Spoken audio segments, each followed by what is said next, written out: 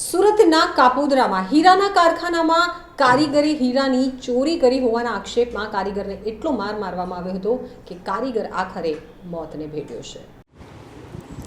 સુરતના કાપોદ્રામાં હીરાના કારખાનામાં કારીગરને માર મારતા મોતને ભેટ્યો હતો। માર મારનારાઓની કાપોદ્રા પોલીસે અટકાયત કરી કાર્યવાહી શરૂ કરી છે। સુરતના કાપોદ્રા વિસ્તારમાં આવેલા એક હીરાના કારખાનામાં કારીગરને હીરા ચોરી કર્યા હોવાના વહેમમાં માર મારતા તે મોતને ભેટ્યો હતો। કારીગરનું મોત થતાં આખો મામલો સામે આવ્યો હતો। હાલ તો કાપોદ્રા પોલીસ દ્વારા માર મારનાર તમામની અટકાયત કરી લેવામાં આવી છે અને વધુ કાર્યવાહી હાથ ધરવામાં આવી છે।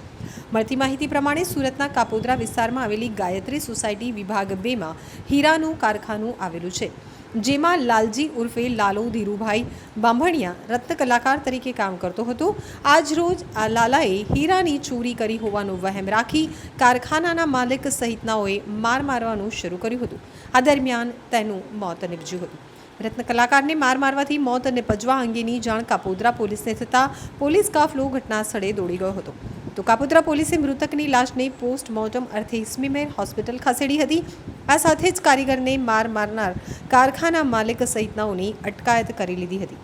સાથે જ કાપોદ્રા પોલીસે વધુ કાર્યવાહી હાથ ધરી છે।